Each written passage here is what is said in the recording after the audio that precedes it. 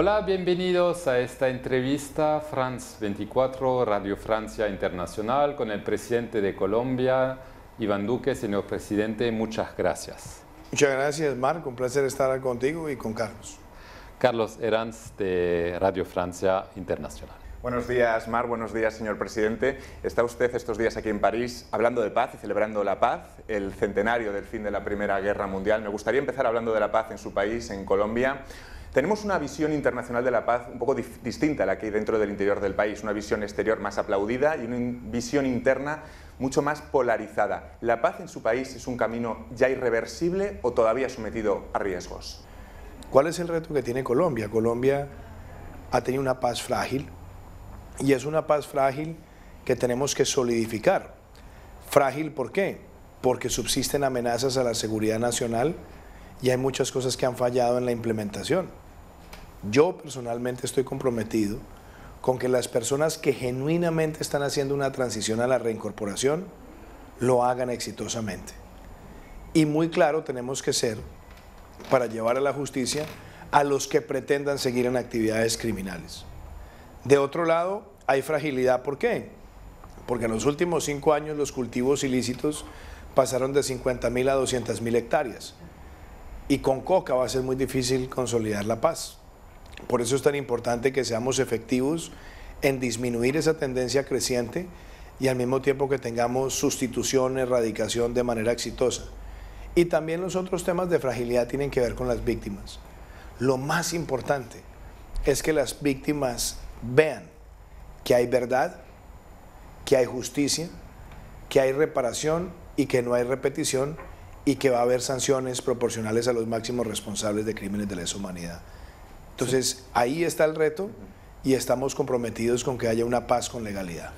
Señor presidente, ¿usted quiere modificar este acuerdo? Se habla, por ejemplo, mucho de la justicia transicional y hay un debate en su país para saber si solo hay que juzgar a los FARC o también a militares, civiles. ¿Cuál es su opinión? Mi opinión, ¿cuál es? Primero que todo, yo nunca hice campaña diciendo que iba a destruir los acuerdos. A cambiarlos. Pero que había que modificar las cosas que están saliendo mal y corregir cosas que son importantes para el futuro del país. Yo presenté al Congreso una reforma constitucional para que de cara al futuro de Colombia ni el secuestro ni el narcotráfico fueran considerados delitos conexos al delito político y por ende amnistiables.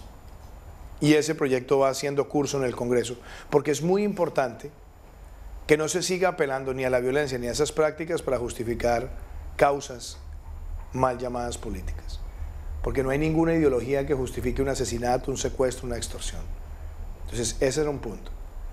El otro punto era que pudiéramos dejar presente y claro que la erradicación y la sustitución de cultivos es obligatoria. Y en el reconocimiento de esa obligatoriedad se puede apelar al trabajo directo con comunidades para que voluntariamente puedan hacer erradicación, pero sobre la base que es prohibido el cultivo ilícito. Y ahí también se está avanzando. Tercero, nosotros hemos dicho que armas y dineros escondidos debe implicar que hay una responsabilidad por parte de quienes escondieron esos bienes y esas armas porque se estarían burlando del pueblo colombiano. Y estoy próximo a firmar un decreto para que la Fiscalía General de la Nación pueda extinguir el dominio de todos los bienes que no fueron inventariados y entregados y que esos bienes también contribuyen a la reparación de las víctimas. Y por último, el clamor que tenemos los colombianos y que depende ahora de cómo salga la sentencia de la Corte Constitucional es para que los máximos responsables de crímenes de lesa humanidad que están en el Congreso, si esa justicia transicional ratifica esas condenas como debería ser, esas personas se retiren de sus curules mientras cumplen sus penas y que el partido reemplace a esas personas. Pero no puede ser concomitante cumplir una pena de lesa humanidad y estar en el Congreso, porque eso conduce a una revictimización de las víctimas, que van a ver a sus victimarios ostentar cargos de muchísimo poder, cuando además cualquier otro congresista que cometa un delito no puede nunca en su vida volver al Congreso de Colombia. Otra de las amenazas para el proceso de paz es el continuo goteo de asesinato de líderes sociales. La propia ONU ya le ha advertido que la paz peligra en Colombia debido a esto. ¿Qué, después de 100 días en el poder, qué medidas en concreto va a tomar usted o qué medidas está tomando para detener este goteo, esta sangría constante? Lo primero es que estos crímenes llevaban, al momento que yo tomé el cargo, asumí la posesión como presidente el 7 de agosto, ya llevamos más de 300 asesinatos desde el momento en que se firmaron los acuerdos. Algo que todos los colombianos rechazamos y que yo rechazo categóricamente. Y me parece importante decir que la Fiscalía General de la Nación, que ha venido adelantando investigaciones, ya tiene una tasa de esclarecimiento superior al 53%.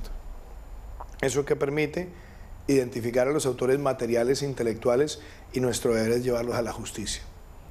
Y por otro lado, estamos próximos a presentar una política de protección integral a líderes sociales en el país, basado en los lugares donde hay más frecuencia y en algunos patrones que no deberían suceder. Hemos visto asesinatos de líderes comunales que los rechazo profundamente. Entonces hay que prevenir, desde luego, tener un trabajo muy articulado con la Defensoría del Pueblo, la Procuraduría, la Fiscalía, el Gobierno Nacional, la Fuerza Pública, para que cuando se den las alertas tempranas reaccionemos oportunamente y al mismo tiempo podamos también trabajar para que no queden en la impunidad esos crímenes y que haya sanciones ejemplarizantes para quienes están detrás de esos crímenes. Quiero hablar de la otra guerrilla, el ELN. ¿Usted quiere un acuerdo con ellos? ¿Es posible y a qué condiciones? Yo he dicho lo siguiente. Desde el 7 de agosto, cuando llegamos a la presidencia, le anuncié al pueblo colombiano que íbamos a hacer una evaluación sensata, rigurosa, sobre todo el proceso de conversación que tuvo el gobierno de mi antecesor con ellos, que duró 17 meses. Durante esos 17 meses de conversación, encontramos que se produjeron más de 430 actos criminales, incluidos 100 asesinatos. Eso no es paz. Y continúa. Eso no es voluntad de paz. Entonces, lo que le he dicho yo al ELN con mucha claridad es: si tienen voluntad de paz, aquí estoy para conversar. Pero sí, y solo sí, liberan todos los secuestrados y le ponen fin a los actos criminales. Porque no voy a validar la violencia como un mecanismo de presión al Estado. No voy a validar ningún crimen como un mecanismo de llegar a la mesa con el Estado. Que mi deber como colombiano y como presidente, cuando juré sobre la Constitución, es proteger la vida, honra y bienes de los colombianos, y yo no puedo permitir que nadie sienta que la violencia es un mecanismo para legitimar sus causas. Entonces ahí hay una posición supremamente clara. Y creo que ese mensaje tiene que ser validado además internacionalmente, y me gusta que he tenido respaldo también de la comunidad internacional en esa dirección. Porque lo que el ELN debe entender es que ya llegó el momento de ponerle fin a toda esa cadena criminal. Si ellos no están dispuestos a ponerle fin, nosotros estaremos allí con toda la capacidad ofensiva y disuasiva del Estado, de la mano con la justicia, hasta que logremos el fin de esa organización. Otro de los grandes retos, señor presidente, para Colombia es gestionar todo ese flujo de migrantes que llegan desde Venezuela. Vamos a hablar de ello en unos instantes, pero antes vayamos al causante. Usted apunta lo que denomina la dictadura de Maduro. ¿Usted descarta, cuando nombra la acción internacional, descarta por completo el apoyo a una intervención militar? Es que lo que el dictador siempre ha querido y lo que él quiere es crear el fantasma bélico para él crear ese enemigo que le justifique exacerbar los sentimientos sociales para tratar de atornillarse al cargo. Por eso no podemos servirle de idiotas útiles al dictador. Él lo que busca es crear ese demonio para por esa vía escapar sus responsabilidades como tirano. Y ante ello usted descarta. Y entonces he sido muy claro: lo que debemos hacer en la comunidad internacional es aprovechar los instrumentos existentes del multilateralismo para aislar ese régimen y para buscar la investigación y sanción del dictador ante la Corte Penal Internacional, toda vez que sus atropellos y sus crímenes sistemáticos son ostensibles ante los ojos del mundo. Es decir, en ningún caso una vía de diálogo, sino sanciones, entiendo que me está... Aislar, exactamente. Aislar no al pueblo venezolano, al régimen. Buscar sanciones al tirano y a su círculo cercano, como lo ha hecho la Unión Europea o como lo ha hecho los Estados Unidos. Y buscar con toda la forma ostensible de criminalidad sistemática de ese dictador, que la Corte Penal Internacional abra una investigación, juzgue y sancione a quien ha sido el verdugo del pueblo venezolano. Quiero hablar del tema de los migrantes. Hay más de 1 millón en su país, se habla de 3.000 cada día que entran desde Venezuela.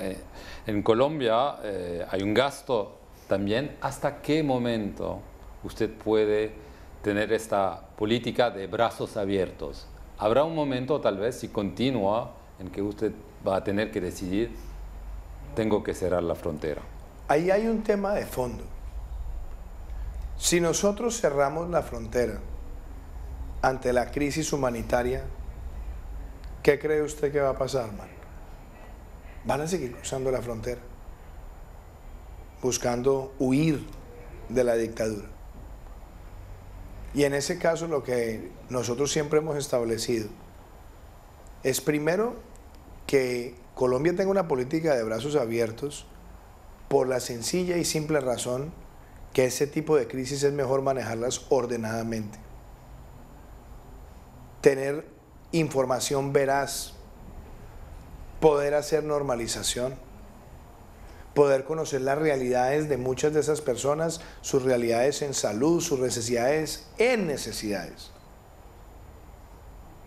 Y ahí puede sonar cacofónico, pero cuando digo sus necesidades me refiero a sus necesidades en educación, en salud, en cultura, en vivienda,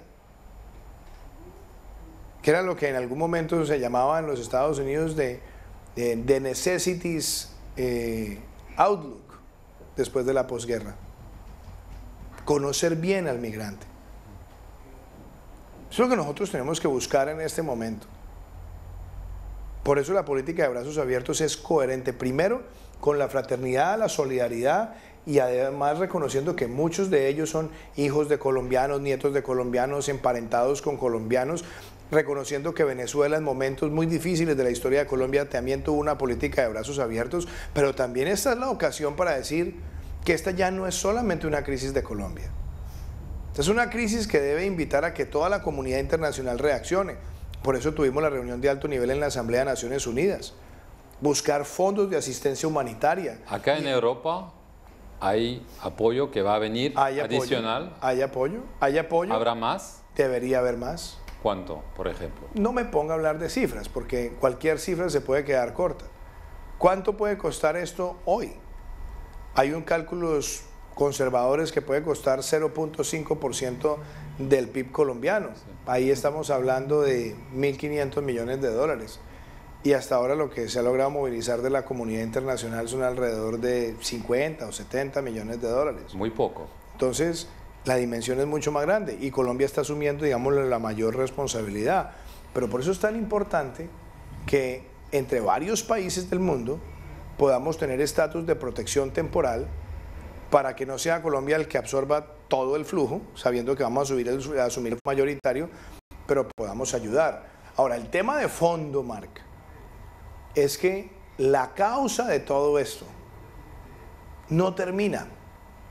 Y mientras la causa del problema persista, lo que vamos a seguir teniendo es más flujo migratorio por la crisis humanitaria. Por eso es tan importante que la comunidad internacional entienda la urgencia de aislar al tirano, de aislar el régimen y de permitir una transición democrática en Venezuela. Y cuando usted habla de la causa y matiza tanto sobre la comunidad internacional, ¿usted considera que los gobiernos de la región, o incluso su antecesor, el señor Santos, fueron demasiado permisivos, condescendientes con Maduro, hasta llegar a este punto de éxodo venezolano? Pues yo se lo diría de esta manera, Carlos.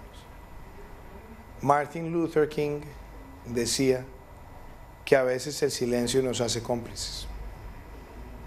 Y claramente muchos de los atropellos que cometió la tiranía de Venezuela no fueron denunciados a tiempo y no generaron una reacción al unísono de la comunidad internacional ni de la comunidad regional para ponerles fin en el momento oportuno.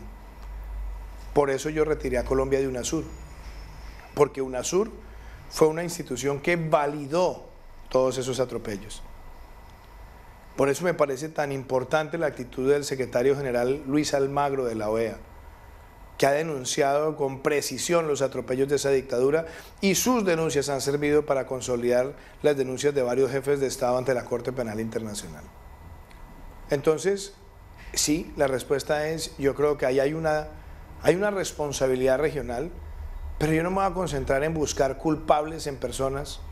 Hoy lo que tenemos es que enfrentar el problema, y el problema implica que debe haber una gran solidaridad y una gran acción colectiva para aislar y sancionar al tirano y permitir que la Corte Penal Internacional lo investigue, lo juzgue y lo sancione. Quiero hablar de Brasil. Hubo una elección, Jair Bolsonaro ganó. Usted fue de los primeros en felicitarlo. En Europa, él es considerado como racista, homófobo, nostálgico de la dictadura. ¿Es un peligro para la democracia? Yo llamé al presidente Bolsonaro, primero en una expresión de respeto por la decisión del pueblo brasilero. El pueblo brasilero fue a las urnas y se expresó mayoritariamente en favor del presidente Bolsonaro. Hoy lo que América Latina debe buscar es que haya un gran entendimiento con el Brasil. Colombia tiene vínculos con Brasil porque es un país fronterizo. Compartimos con los dos países gran parte de la Amazonía. Tenemos además vínculos comerciales crecientes, vínculos de inversión crecientes. Tenemos además una identidad sobre propiciar la integración regional.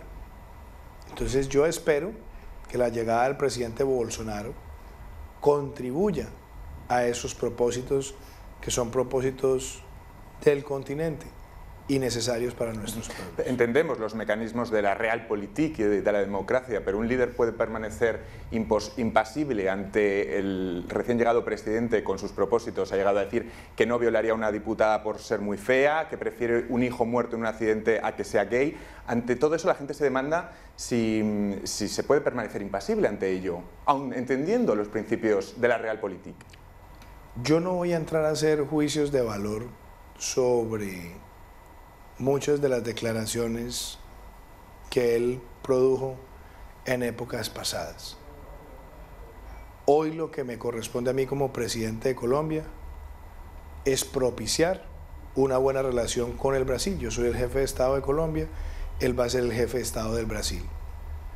Y yo espero que en el marco del desarrollo de la democracia brasilera, sea el pueblo brasilero el que permita encontrarse en las soluciones necesarias y vaya a ejercer el liderazgo en el Brasil, como debe ser entre todos los que queramos ejercer la responsabilidad política en una democracia. Tenemos que buscar la unidad de nuestros pueblos y eso implica tener tolerancia, saber escuchar la visión del otro y poder construir a partir de ahí. Pero hay temas comunes que le afectan, por ejemplo, la Amazonía. ¿No le preocupa sus propósitos de rebajar los controles del ecosistema? Yo tengo una política muy clara frente a la Amazonía. La Amazonía es el pulmón, uno de los pulmones más importantes del mundo. Colombia es el segundo país del mundo con más biodiversidad por kilómetro cuadrado después del Brasil. En la Amazonía se ha presentado gravemente deforestación en los últimos años. Mi agenda para la Amazonía es reforestar. Mi agenda para la Amazonía es la protección de la biodiversidad. Mi agenda para la Amazonía es la protección de las cuencas. Mi agenda para la Amazonía también está sustentada en un turismo responsable, ecológico, que permita valorar ese tesoro de la humanidad.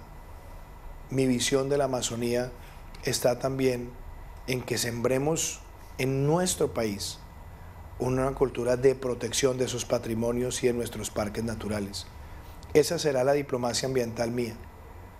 Y yo espero compartirla no solamente con el presidente Bolsonaro, sino con el resto del mundo.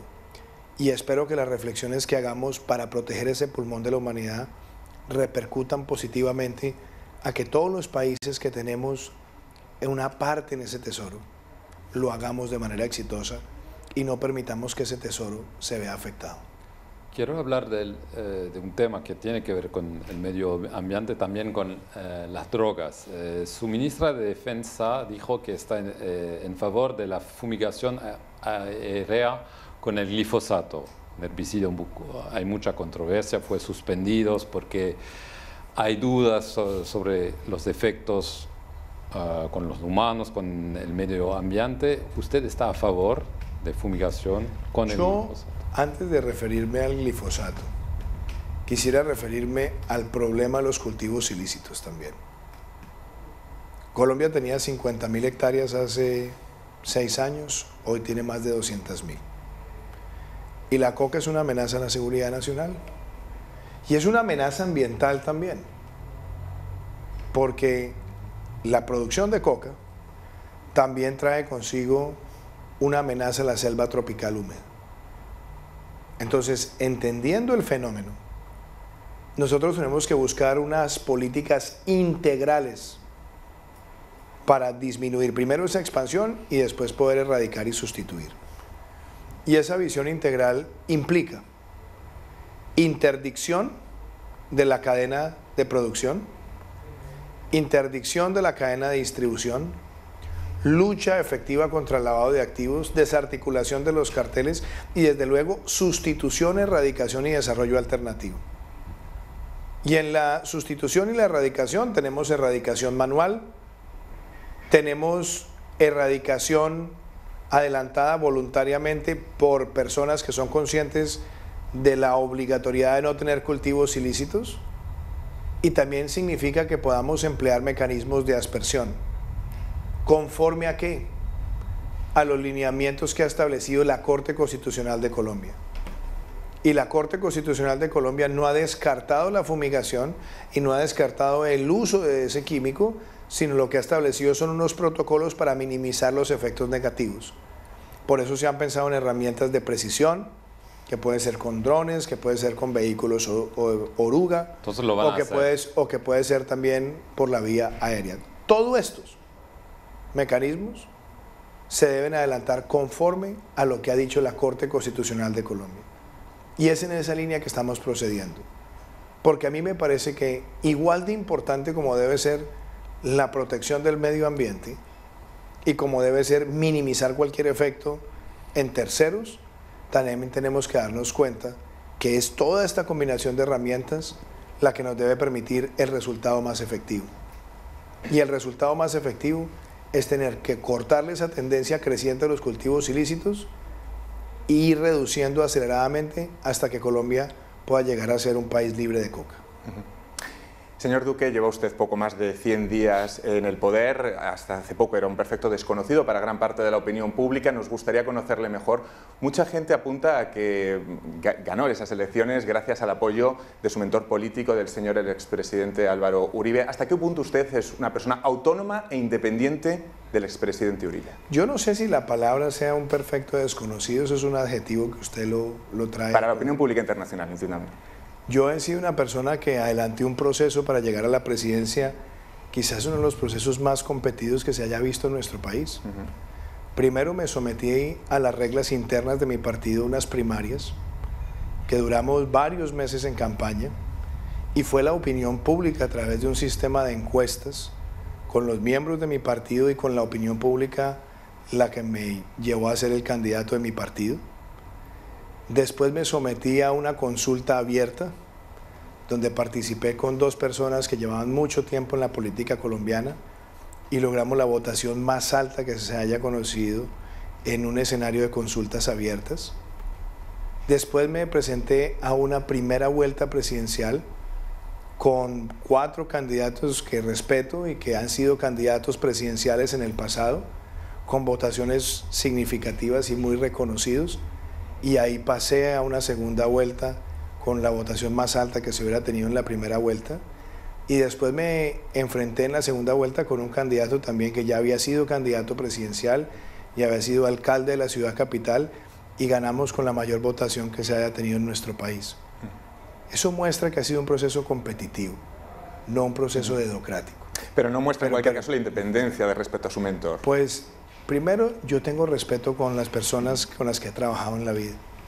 Parto de esa premisa siempre, respeto. Pero el presidente de Colombia soy yo. Y como presidente de Colombia, mi deber es unir a Colombia. Plantear escenarios donde nos concentremos en las cosas que nos unen y no en las cosas que nos dividen. Y es en esa dirección como he querido gobernar al país. Y sí, tengo respeto por mi partido, por los militantes de mi partido, por quienes han ejercido liderazgo en mi partido, por los congresistas de mi partido, pero mi deber es gobernar para todos los colombianos como lo he hecho, con autonomía y con un gran sentido de patriotismo. Bueno, muchísimas gracias, señor presidente. Muchísimas gracias, Carlos. Y a ustedes. A ustedes, muchísimas gracias.